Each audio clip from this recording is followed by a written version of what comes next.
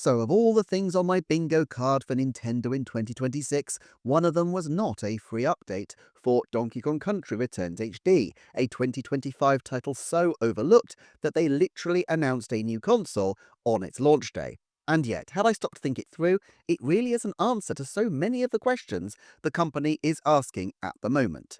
And so, in this video, we are going to break down the whats, the whys, and the whens of the Donkey Kong Country Returns HD update. So, according to the latest trailer drop, the Forever Entertainment title will now benefit from Dixie's involvement as well as a new turbo mode and graphical upgrades for the Nintendo Switch 2. This offers the potential for people to play also using Game Share on the Nintendo Switch 2. Look, it's not the most major of updates in that it doesn't contain totally new content, but as someone who left Returns behind rather quickly, I for one am glad of it. And more importantly, I think it does raise the profile of the game both for people who already have it but might have put it aside, and for those who might yet buy it. Games like Donkey Kong Country are of a particular type, and Furukawa has talked about this in investor interviews before now. He noted that some games like this are designed to be played for fixed periods and then left, rather than consistently returned to, and that's just fine.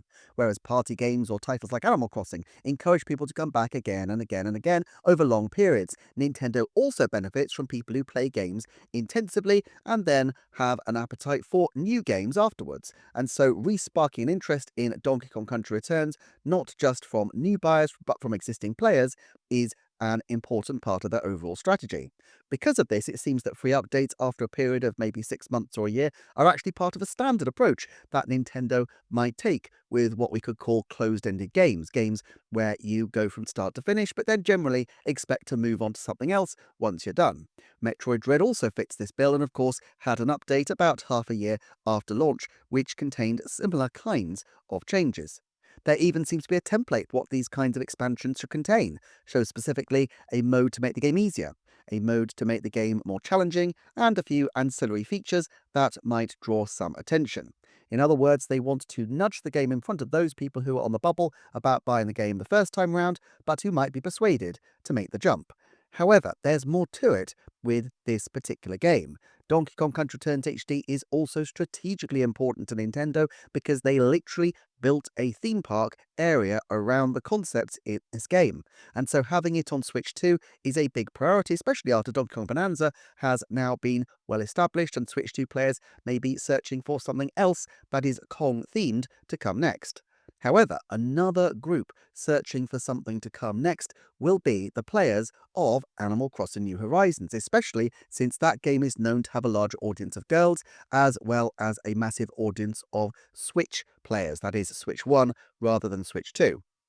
Now, bringing Returns back with Dixie offers not just a new mode for girls, not just a way to make the game marginally easier as her floaty mechanics are a bit more forgiving than most, but it also spotlights yet again how well Switch 2 complements an existing Switch in the household. It's part of a strategy Nintendo have to lead people from one major franchise into others, but it also speaks to how Nintendo perceive the value offer of their system. So look, time was, they had the 3DS as the cheaper offer for kids alongside the Switch, but nowadays the closest equivalent is the Switch Lite, which is still a pricey piece of kit. Even in inflation-adjusted terms, the $230 system is roughly double the base price 2DS as it was around the time of the Switch's original launch. However, there's nothing cheaper than free, and for the tens of millions of households who already own a Switch, or at least one Switch, putting Switch 2 into the mix actually does represent significant value, as it saves on buying multiple games and allows local co-op and handheld through the game share system. Even now, building out the library of past games with new utilizations, it shows that existing games, existing purchases can still be of value in a household. So yes, the message of Switch 2 is this is a brand new, exciting, powerful system, but the equally important message that they clearly want to get across is this is an absolutely obvious next step for your setup, which includes the original Switch. It's why it might not be their best strategy to rush a light model to market before they're done exploiting the fact that their low-cost option is the Switch, although this is something I'm going to get to in a video quite soon. I also think it's clear that at the present time, the focus for Nintendo is really not filling the calendar with lots and lots of new content. When September passed without a single game released, I assumed this was an error, and I still suspect that Metroid Prime 4 was probably once intended for this slot, given the mood music, the prominence of the title around the Switch 2 launch, the fact that December releases miss a chunk of that big sales season, and because Metroid has a fair history of releasing in the 5 or 6 week window at the very end of August to the very start of October, especially when you look over the last decade. Also, Furukawa has twice recently, in the November presentation and in his January Kyoto Shimbun interview, talked about giving the developers time to make their games, which seems to be code to me for don't expect a ton of the major games to drop imminently. All that said, having January be dedicated purely to New Horizons and updates makes me think that they really do want to make a virtue of prioritizing and reviving past titles. Now, what does this mean for other upgrades? Xenoblade Chronicles X at least surely deserves another run out with its sumptuous graphics still further enhanced. If we're thinking of ways to build on the momentum of the previous year, doing something for Metroid Prime Remastered would be an obvious way to follow up Metroid Prime 4, and it's obviously a hugely celebrated game, although it might be tricky if they're concerned about the comparison with Prime 4, so Dread might be a greater priority, especially if they want a gap before a new Metroid is announced, which seems to be fairly imminent based on how quiet the Metroid team at Mercury Steam have been since 2021. I also think Nintendo will want to lock in New Horizons players to the Tomodachi Life franchise, which in many respects seems like one of the closest games stylistically, and so a very logical follow-up for fans of the New Horizons game. In theory, they don't have to drop a Tomodachi date anytime soon, since it could even be a holiday game, but I strongly suspect they will do a big blowout on this before too long. Another left-field option that I wonder about is whether they'll do something for Luigi's Mansion 2. The 3DS port came and went on Switch in 2024 without much fuss, but Nintendo made some fuss last year about the availability of the full Luigi's Mansion trilogy on Switch 2 after the GameCube Classics app debuted the original game. I'm still not sold on Luigi's Mansion being a 2026 game necessarily, but I do think an update to bring, let's say, Luigi and some kind of two-player functionality to Luigi's Mansion 2 HD could be fairly significant while keeping their powder dry on big updates for serious titles like Luigi's Mansion 3, and indeed, to pivot back to Returns for a second, Donkey Kong Country Tropical Freeze. I think both Luigi's Mansion 3 and Tropical Freeze are both destined for updates in due course, but timing counts for a lot here. There are a lot of other titles which could benefit from this kind of smaller addition to raise their profile and push sales that bit more. Kirby Return to Dreamlands Deluxe to follow up the Kirby hype train, perchance. I do wonder, though, if the focus currently may be on servicing the movie audiences as well. This would make Princess Peach Showtime and Mario & Luigi Brothership very obvious choices for an update. The former leverages one of the film's most popular characters, and of course, the Mario and Luigi games are incredibly well versed with making plus games to older titles. I have speculated before that it's the sort of game that might drop incredibly late in the Switch 2's life, just when we've all forgotten about Brothership, but we'll have to see.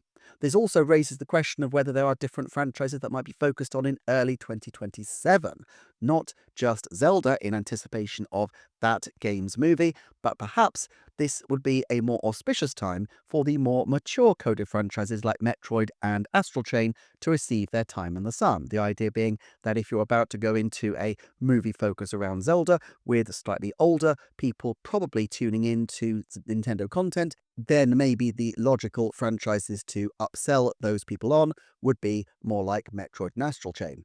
Now, I appreciate that there is a view that the tail shouldn't wag the dog on these movies, and I agree. The movies are there to sell games rather than the other way around. But equally, the movies are by far the biggest marketing event of the year they launch in, and they have been in the planning for years and perhaps for a decade, given that surely they at least aspired to make Mario sequels if the first one hit. And so I do think that they have been thinking about this and planning around this for an incredibly long time. Therefore, I don't think it's unreasonable to expect them to seek to exploit this opportunity to the very fullest, and I don't think it's unreasonable to expect there to be quite a high degree of synchronicity with the films. Now, the comparison to 2018 is also interesting to consider here, with Bayonetta 1 Plus 2, Hyrule Warriors Definitive Edition, Donkey Kong Country Tropical Freeze, and Captain Toad Treasure Tracker. That year arguably had more ports than original games in the first 9 months of the year, depending exactly on how you count Labo and the Nintendo published at the time, Octopath Traveler. I think that was more a matter of necessity than tactics, but I wonder if they also think that it's tactically wise for the first 2 years or so of a console to ensure that, yes, they do have a couple of major tentpole titles, but also that they have milked their existing library for all it's worth, allowing their developers time to transition and to perfect their Switch 2 exclusive entries. So on this channel, I like to put my thoughts to a percentage for posterity, and there are a few things that I'd like to put down now. So I'd say there's now a 90% chance of another free Nintendo Switch 2 upgrade this year, so it's just a matter of which game it is. I also think there's a 50% chance we will get an update to a Switch Metroid or Kirby in 2026, although there's also a decent chance that this could be pushed into 2027. I also think there's a 50% chance we see an update to Princess Peach Showtime in 2026, given the high profile of Peach in the film. And I also think there's a 30% chance of an update to either Mario and Luigi or Luigi's Mansion 2 HD during 2026, even if it's just a free graphical uplift. Finally, I think Tomodachi Life being dated by the end of March is now 70% likely to me.